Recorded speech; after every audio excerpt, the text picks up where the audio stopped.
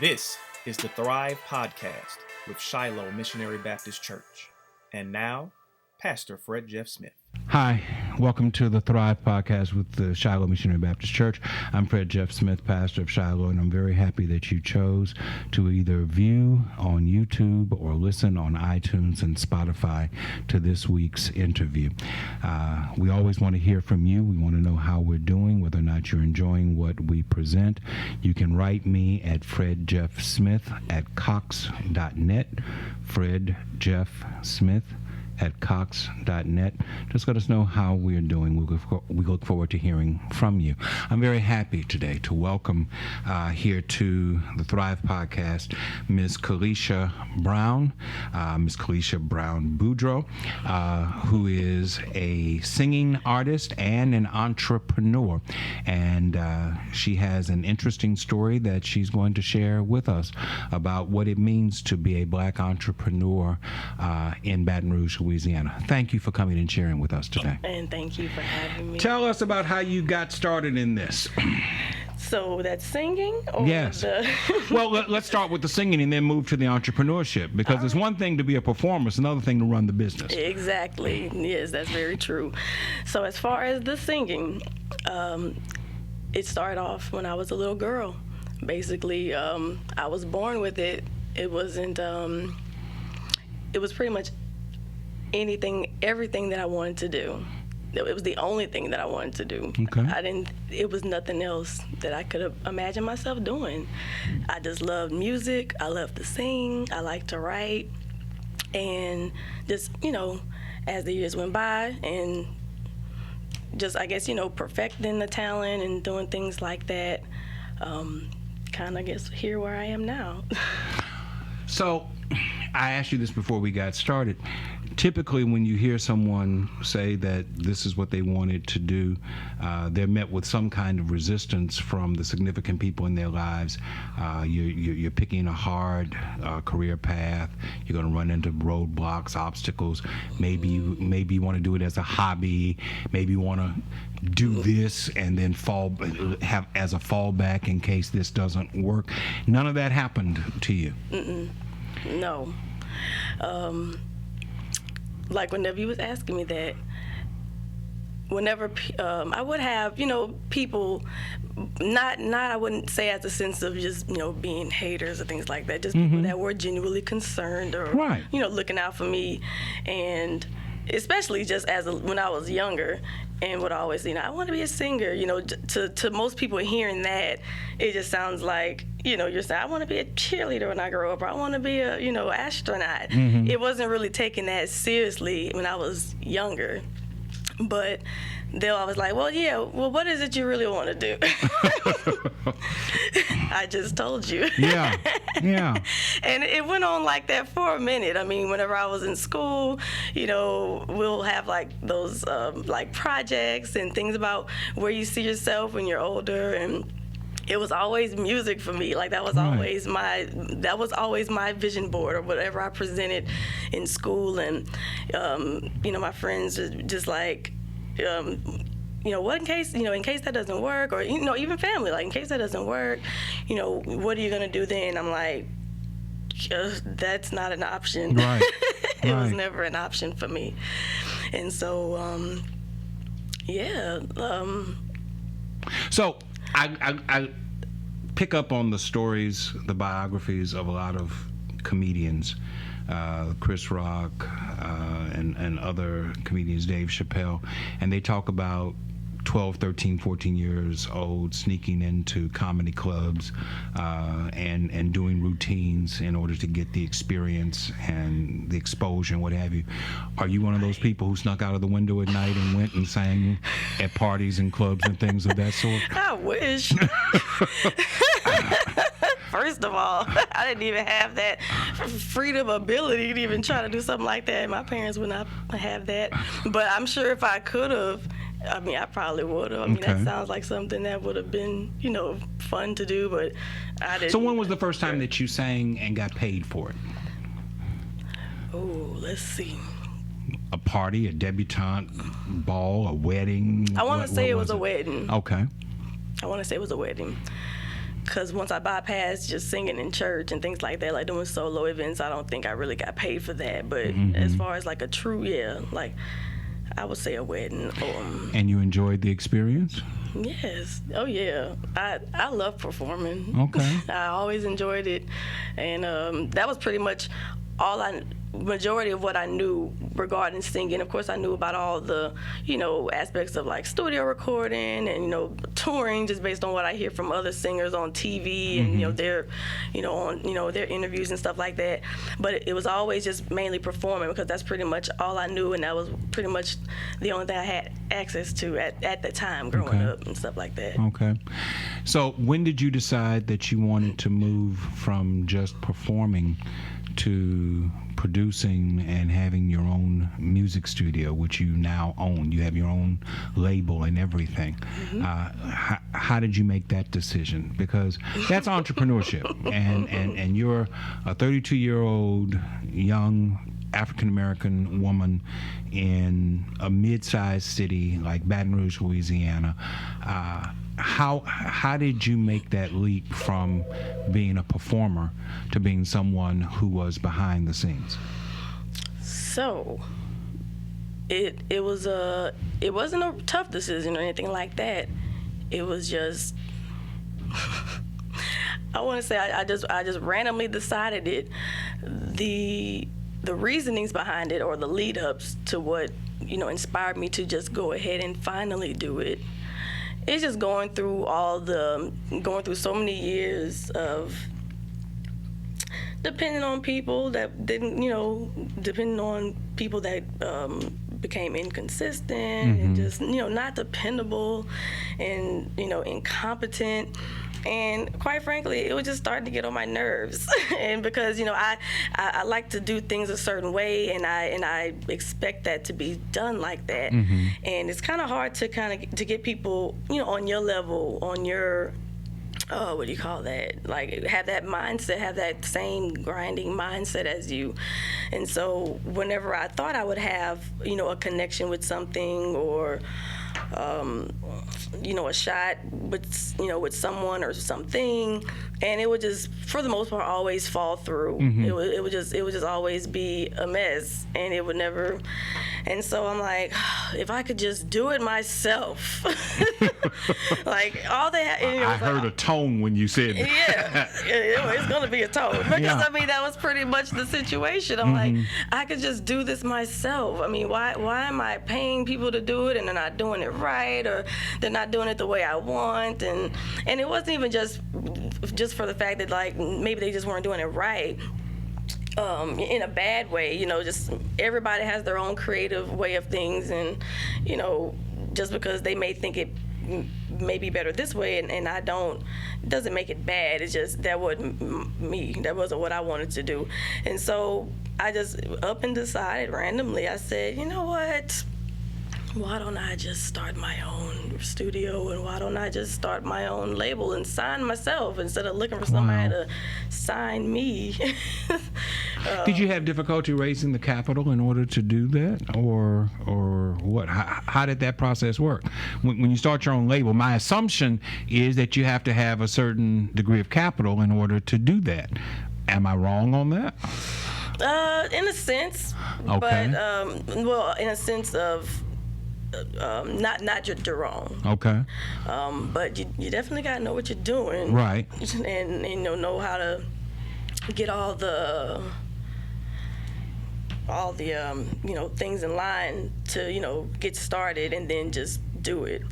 Now, whenever I had the idea, I was like, I hope I'm not in over my head, but I think I know exactly, what to do. And I remember having a list, and I was like, okay, I believe I have to do this. I believe I would have to do that. I believe I have to do this, and so I was just pretty sure. I'm like, I know I'm missing something that's gonna be like the one thing that's gonna be hard to get done. But then when I started looking it up and started researching and started getting it all together to make moves, I pretty much had it all in line. I pretty much had it. I pretty much had everything that I knew that already needed to be done. So I was like, oh, okay, that's fine. And I did what I had to do, made some calls, met up with some people, had meetings, and pretty much They invested in your dream. Well, I invested. You invested. I guess what I'm trying to, what I don't have a clear picture of is, where did the capital come from? Was it your parents? Did you get out and get a personal loan? Did you get investors? Did you, because I know what it costs to have sound equipment for this church. Mm-hmm. And right now, our producer, Terrence Turner, is waiting on us to buy some things that we haven't purchased yet to assist with the production that we do in the church. And I know how much that stuff costs just for here. If you have a professional recording studio, first of all, you have to have a facility. Then you have to have the sound equipment. Then you have to have the computers. And then you have to pay the technicians. That's a lot of capital. And so I guess what I'm trying to figure out is, how were you able to generate that capital to start your own label? Okay, so as far as that, so that's a little different than the label. So, I got you now. As far as the studio, I saved up my money and got it. And paid for it yourself? Yeah. Wow. That's tremendous discipline. Yeah. Yeah. Because, for the most part, I already had a computer and stuff like that. I'm very tech savvy. Okay. Believe it or not. And all I need, pretty much all I needed was, things like, like the microphone, and then, like the preamp, and just pretty much anything that if any engineer would be listening or watching this right now, mm-hmm. they knows all what goes into getting it. That was nothing. I just paid for it and got it and set it up and started.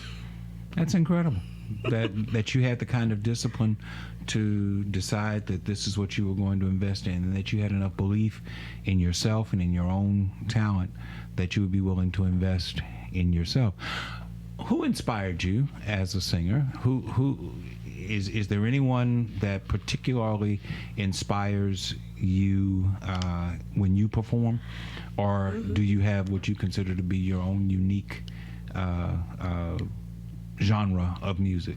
A little bit of both, but as I was growing up, watching several, different artists and different singers, I always have like my top 5. Of course, I have a ton of inspirations. We'll probably be here all day if mm-hmm. I name all of them, but the majority of the singers that I admired the most was, of course, Whitney Houston, Aretha Franklin, Mariah Carey,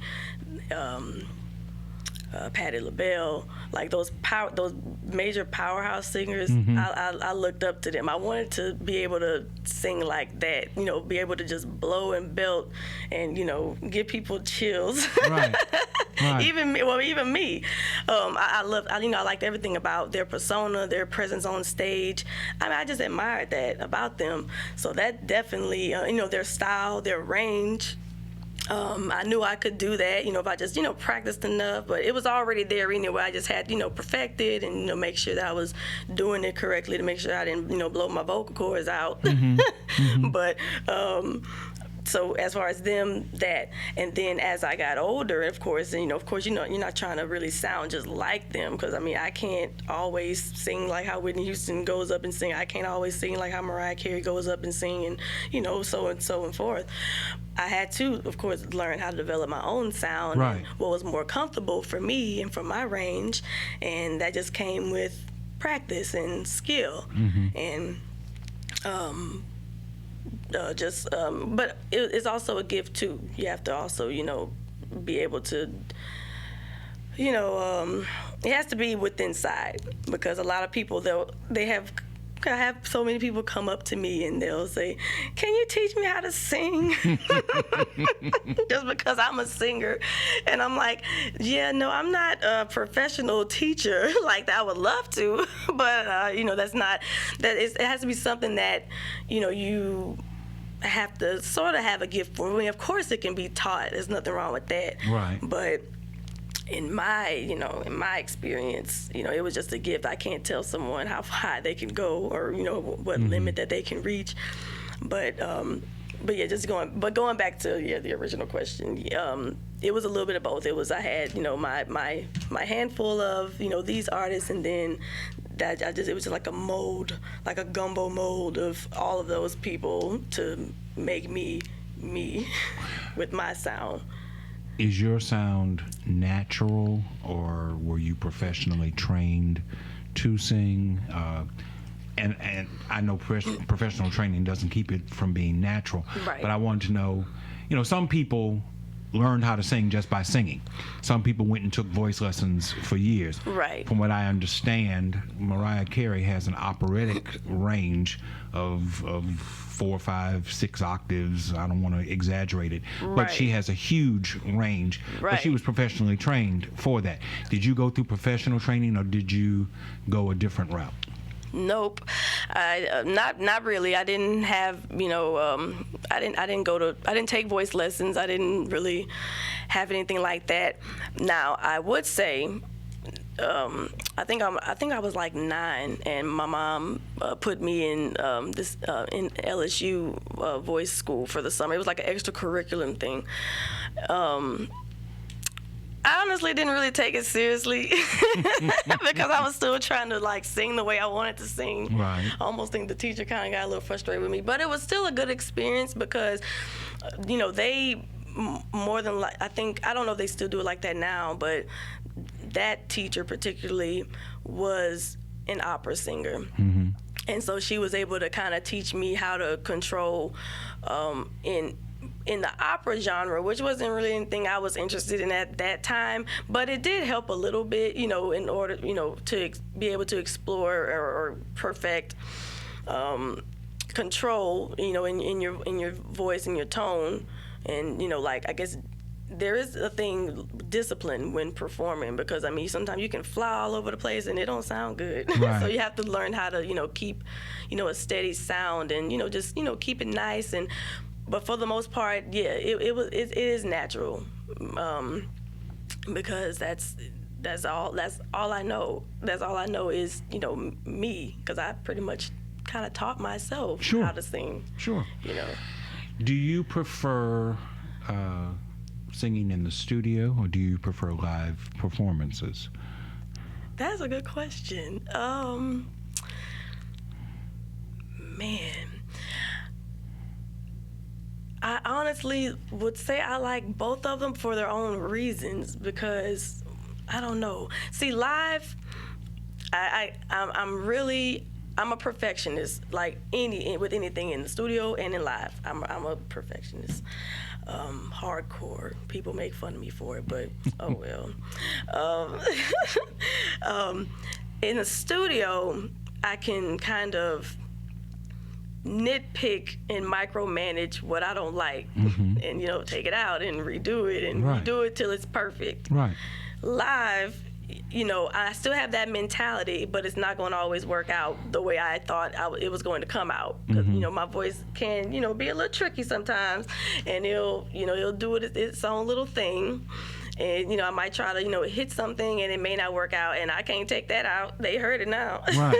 Right. But as far as being able to engage with people and perform and that sort of thing, seeing how people responded to it right then and there, that's probably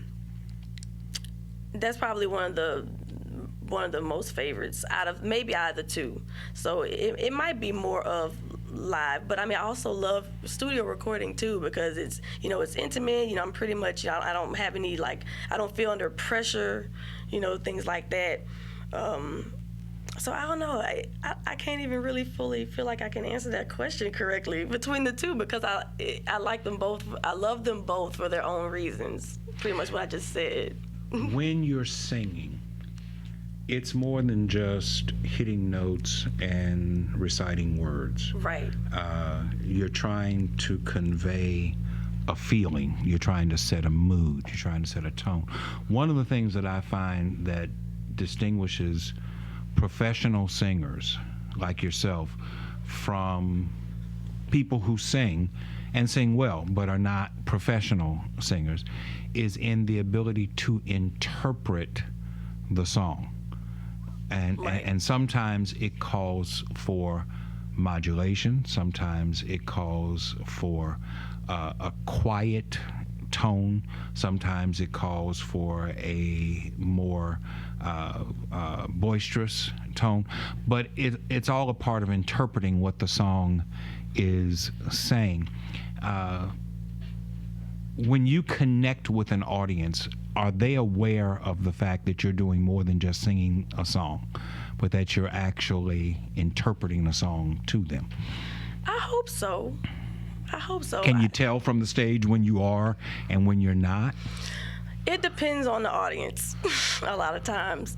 It just depends on what the mood is or what the vibe is of that actual show. Mm-hmm. Whenever it's, just the way you want it and it's smooth and, everybody's into it, yes, and that makes me feel good. And that, that's inspirational for me because, you'll have, they're like your cheerleaders in the audience and you can tell that they are enjoying it and, I don't know, and it helps me, gives me, a lot more confidence too, because sometimes I may be performing something that I'm not, I may not feel like I learned all the words, but I still just go up there and, put my heart and soul on it. My heart and soul is on that stage, mm-hmm. and I'm pretty sure that they can see that.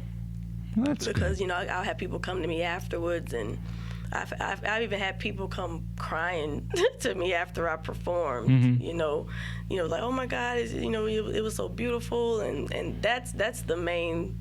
That's almost the best result out of anything I do, is that it touches somebody else. Absolutely. So what's a typical week like for you? Do you perform in a particular place on a regular basis, or do you perform in different places throughout a week? Right now it's different places. I've had a couple of residencies a while back ago, a few months ago, but the music show business is so progressive and always mm-hmm. changing and doing its own thing, and so as places, I guess, maybe close down or move, those events kind of go along with it, and so just look for other events and things. But as far as my schedule, it's kind of random now. It's, if I get a call to go sing somewhere, if I get an email or someone wants me to perform, mm-hmm. I'll go. But it hasn't been any like just particular place often, just or back to back or every weekend or every week or something like that. So with your own label, are you responsible for recruiting talent and signing them to your label, or how does that work? Yep. So when you go looking for scouting, I think that's the right word for it, scouting for talent, what is it that you're looking for? What is it that a person your age, you're a young woman, what is it that young people are looking for with regard to musical gifts and talents these days? So as far as that's concerned, I kind of already have who I have in mind whenever I do start that process, and I'm actually very excited about that. First, I want to get my stuff kind of squared away and mm-hmm. done, because I just want to have my focus on one thing at a time. So I have to get my album out, and then that's when I'll start with other artists.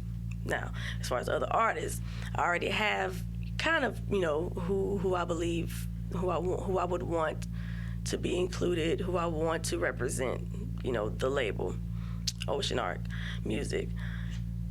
What I'm looking for, of course, you gotta be able to be talented.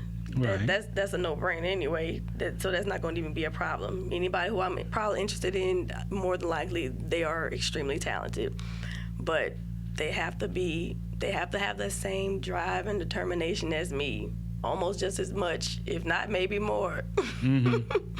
Mm-hmm. You have to be able to just want it. I want somebody to feel just like how I feel about music, to where it's you wake up thinking about it, you go to sleep thinking about it, you breathe it, you eat it. I mean, music is pretty much your life, and and not to make it sound like something hard or like boot campy, like you need to like I don't want to come off across like that, but I want you to be sure that you're serious. Tell me about the music industry, locally, nationally, internationally. You're a young woman starting your own label, or you have your own label. Is this a male-dominated industry, or are females welcome in this industry? Well, I'm trying to gauge how difficult it is for you to carve out your own niche in this industry. If we're not welcome, we're gonna make ourselves welcome. I mean, I know I am. but do you face resistance in what it is that you're trying to accomplish? Absolutely. And it's based on what? Is it based on your age? Is it based upon your sex? Is it based upon the fact that you're young? Well, All age that. and young is the same thing. But Yeah. Is it based on those things, or is it based on simply the fact that the music industry, you hear stories about the music industry being a kind of a rough cut industry. Yep. And so how do you play in that arena? Yeah, I do. It is a hard time sometimes, based on all those things you just named. 'Cause a lot of times I don't look. People say I don't look my age anyway, so immediately they'll just assume that I'm like, like this, young child. Like, girl, what you doing? And so, and then as a woman, yes, I find it is a little hard for women artists to be taken seriously, because just like any other business, where it would be more accepting for the man to be the boss. And I mean, it is what it is. It doesn't bother me. I just still keep doing my thing, and finding my niche in there. I'm gonna force my way up in there. Okay. It doesn't matter, even if I run across someone that will just bluntly tell me, "You have no idea what you're doing. You shouldn't even be doing this." Okay, yeah. And have you run across that kind of resistance? Not directly. Okay. I may have sensed it with particular people, but I just shrug that off and say, well, that's your problem, not mine, because I'm going to still do my thing just like you're doing your thing. Your bio says that you're from Baton Rouge / Baker. And I asked you when I first met you, I said, is it Baton Rouge or Baker? Because they're two different places. Right. And then you threw in Zachary as well. So you're a North Baton Rouge young lady. Right. I was born and raised in Southern Heights, Yep. in Scotlandville. So I have a sense of, but the North Baton Rouge and the Baker that you know is very different from the Baker that I grew up with. Baker was a redneck community when I was growing up, and it was not one that was very welcoming to African American people. Right. And Zachary was just considered to be the country. Right. It was way up the road. Yeah. So talk about doing the work that you do and still maintaining the grounding that you got from your upbringing. That's a good question.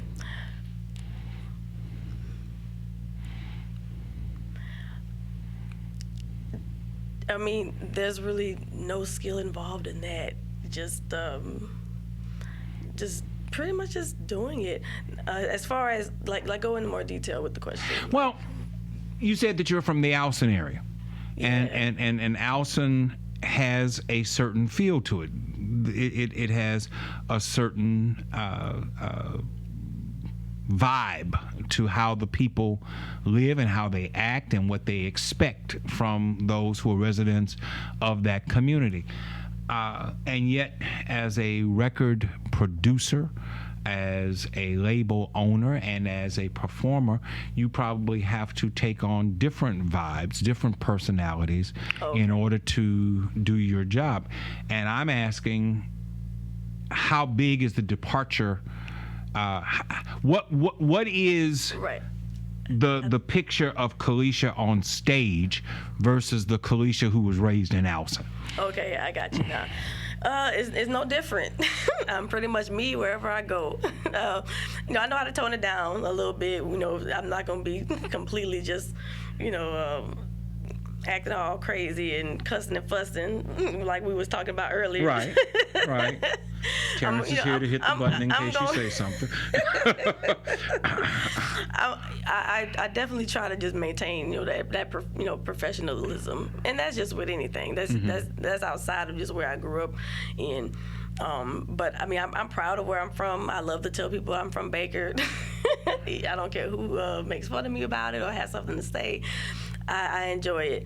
And so whenever I'm, out in the music field or on stage or meeting other people, and I mean, of course, I've met buku of different people from buku different areas, and I mean, I just fall in with them, and if they're feeling me as a person and as an artist, and vice versa, I mean, it kind of just goes hand in hand together.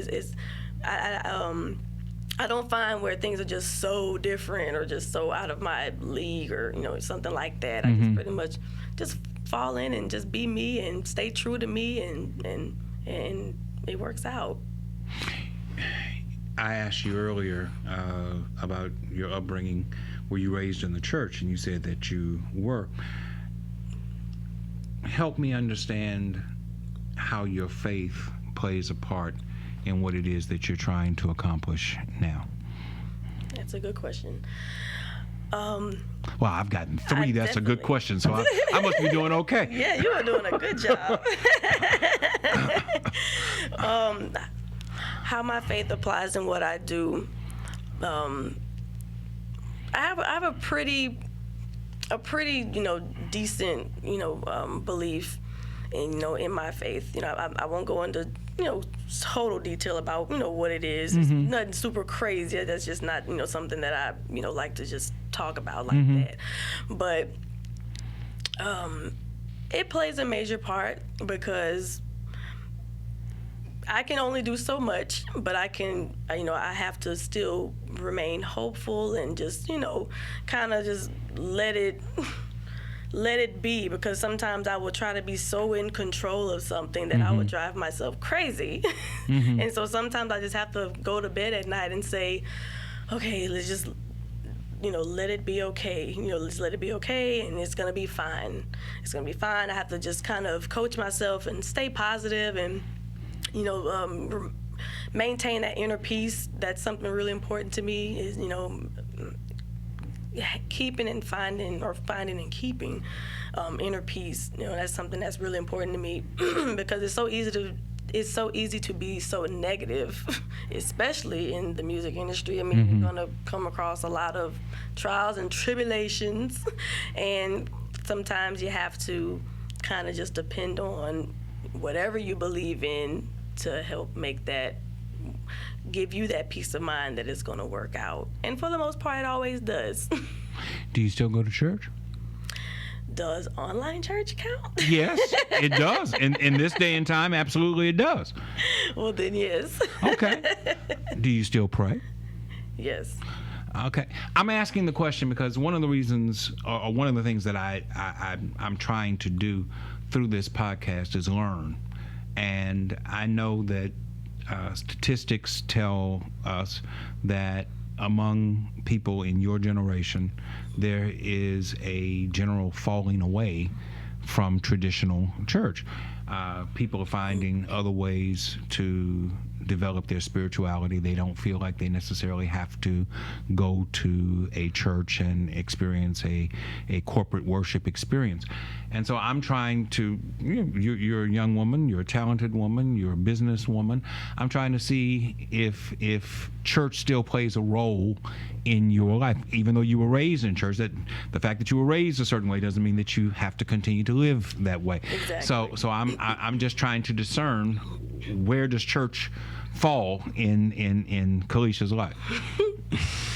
Well, I mean, if I can catch the broadcast every other Sunday, I try to still include that, because the church that I do watch is a really nice church, and it's a really really positive church.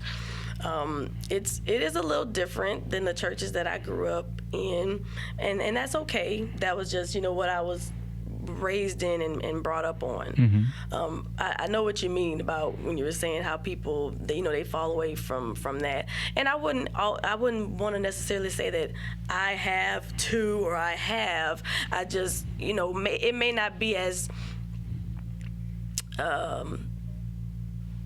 strict or enforcing as it was growing up, and that's okay too. It's just as I got older and started developing my own way of faith and beliefs and worship and things like that. That's what's suited me just fine. I still believe in God. I believe in the Lord. I believe in Jesus. That's never going away. Okay. But as far as going to church, I mean it's not as often, and I'm not here casting aspersions. I'm course not. I'm trying to learn because it's a reality. I've got two sons. They're a little younger than you, 24 and 22. Yeah. They ain't particular about coming to church either. Yeah, that's fine. My wife fusses at me about letting them stay home, but at that age, it's their decision. It's not really something for me to enforce. I'm just trying to learn what it is that that young people think about church, having been raised in church. Where does faith play its role in what it is that you're trying to accomplish now? So I don't want you to think that I'm attacking, because I'm not. Of course not. I'm just trying to learn. I didn't get that at all. Okay. No, I didn't get that at all.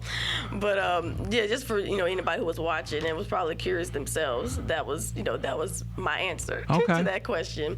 But for the most part of what all I said, that's how it applies. I still keep that faith, keep that inner peace within myself, so that I can feel good about things and feel good about what I be doing and feel good about how I'm going to accomplish them. Because again, you try to, us as human beings will try to do it all or feel like you have control over it, and not all the time we do. Sometimes you have to have some faith somewhere, in hoping that it's going to all work out. Do you have siblings? Yes. Are you? Where do you fall in the line? I'm the baby. You're the baby. Okay. And how many of them are there? I have two sisters. One passed away, and I have a brother, all older than me, about 14, 15 years older than me. So we are in a big old gap. So you're way down. Yep, I'm way down the line. Were you spoiled since you came so much farther down the line from everyone else? Let anyone else answer that. They will probably say yeah, but I didn't get that vibe at all. I didn't get that vibe that I was spoiled, per se. Maybe very overprotected, which that's understandable. Great too. Yeah. That's understandable. Yeah, that pretty much answers that question. Like, I don't feel like I was, but anybody around me, like even my husband, he'll say I'm spoiled. Do your siblings enjoy what you do? Do they appreciate the talent that you have? Definitely. Do any of them sing? Do any of them perform? No. Because you told me that your parents had singing groups, and your dad had a band. I was just wondering if it ran in the family. My sister, the one that passed away, she used to kind of like to sing every now and again, but to her it was kind of a hobby.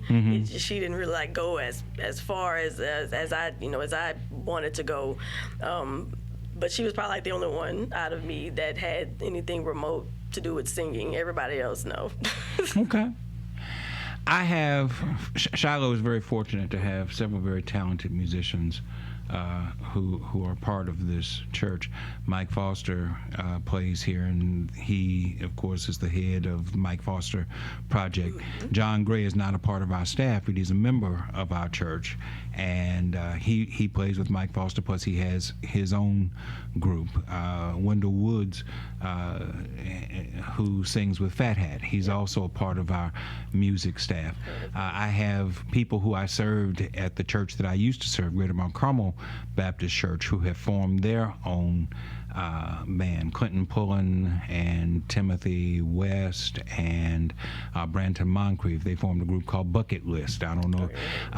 So I said all that to say there seems to be a very vibrant local music scene here in Baton Rouge. Young, talented, gifted black people who enjoy performing. In your estimation, where is music going in the Baton Rouge area? You live here. You said you're proud to be from here. Where is music going in the Baton Rouge community? Does it have a bright future? Yes, we are expanding, and even more so lately now. Now, I'm not sure that's just because maybe I've become more aware of it, as I've gotten older and just been more involved in doing things and, this and that and the other. But I really do believe it's been very progressive, and anybody any one of those people, I know for sure, someone that's in the Michael Foster project, he says that himself. He's like, it's so good to see Baton Rouge artists out here doing their thing here in Baton Rouge, because growing up and telling people what I wanted to do, and or if anybody ever heard me sing or when people would hear me sing, it's always, you gotta get out of Baton Rouge. You gotta get out of Baton Rouge. And I understand where they're going with that, and people will still tell me that. And I'm like, no, I'm not going anywhere. I'm not going anywhere. This is my hometown. This is the place I was raised. I'm representing Baton Rouge here. Ain't nothing wrong with going to New York City or California or where I hear Tennessee, or even down to New Orleans. Yeah, New Orleans. Tennessee, I hear they're coming up really well in the music business or in the music industry.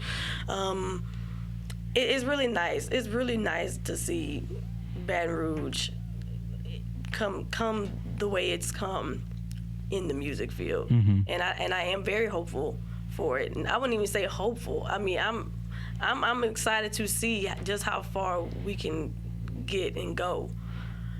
Because whenever you hear somebody who's remotely from Louisiana make it big, that's awesome. That's great. That's awesome. Great.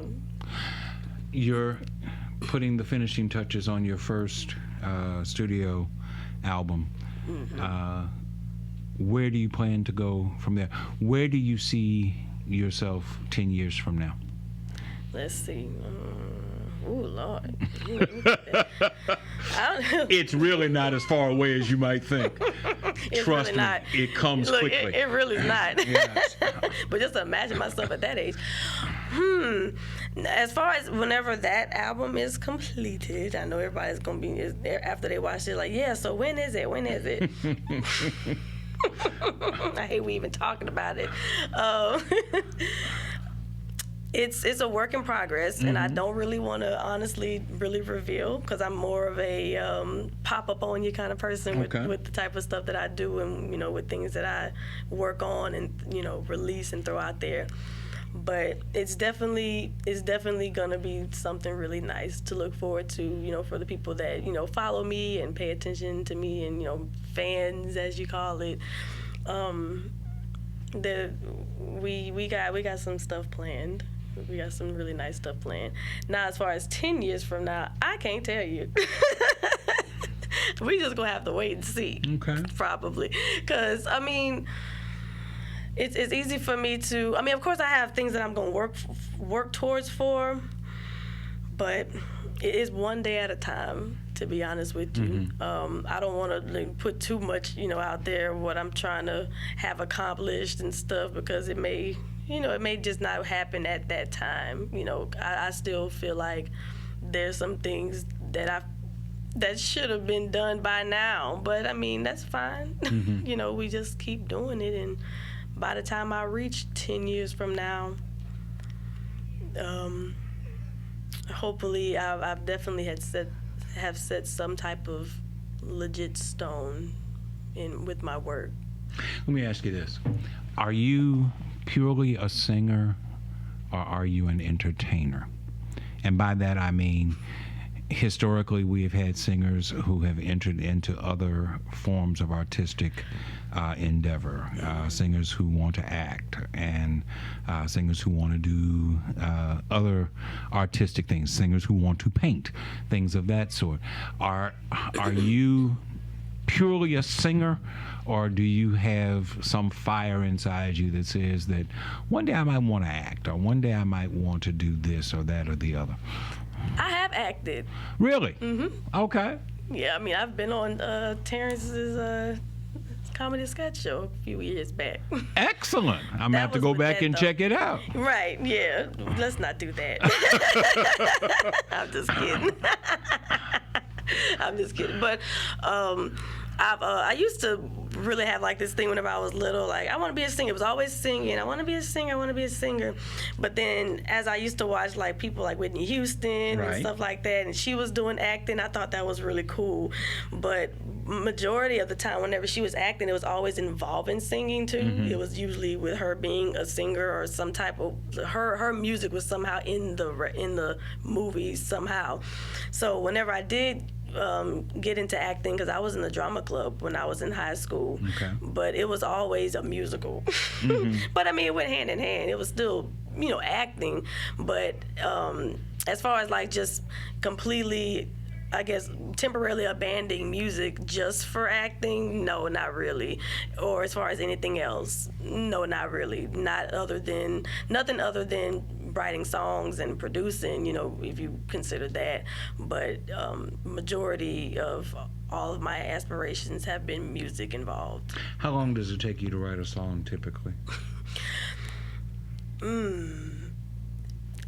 It depends, but usually not long. I can write a song. Do you do both words and music, or do you just do the words? I just do the words for right now. So you're writing with a partner who provides the music? Right. They have the music already, and then I just kind of feel the vibe of it, and I'll write a song in a minute. The record that I released, How Many Times, that song wasn't even supposed to be on the album. I added it in last minute. And because who gonna tell me something? Clearly, no one. Because I already had the layout of the album done and ready, but I heard that beat, and it was just really nice. And so I just started randomly writing to it before I knew it. The song was written, and I think I might have done that within an hour or two. I mean, it was pretty easy. The song, any other of my songs, it doesn't really take me that long. I mean, unless I just have complete writer's block, and that's usually just because I maybe just be stressed or whatever. But for the most part, it doesn't take me long. Okay. I enjoy it. It's like writing a story. Mm-hmm. Just writing like a fictional story. Because majority of the time, my songs are just, it's not always related to me directly. It's just, something that I'm, just like whenever someone writes a book, an author writes a book, and it's not about them, it's a fiction. I kind of associate it that way, and just how would I feel if I was in this situation or something like that, and that helps progress along. Before I know it, a song is done. I'm ready to record it and do all that fun stuff. Well, that's excellent. I really appreciate you taking the time to come and share with us today. Thank you. I find you a very vivacious and very positive young lady, and I would hope that when you find the time, and it doesn't have to be online, although we do provide online worship, that you might pop by and share with us in the worship experience. I would like that. I have it on good authority that you have a powerful voice, and I would like to experience it firsthand sometime. Well, thank you. You will. If I wanted to come and hear you sing, where would I go to hear you sing here in town? Because that goes back to the question that we asked about if I'm anywhere current, but it's usually random. Now, if you like, I can call you whenever I have a next show.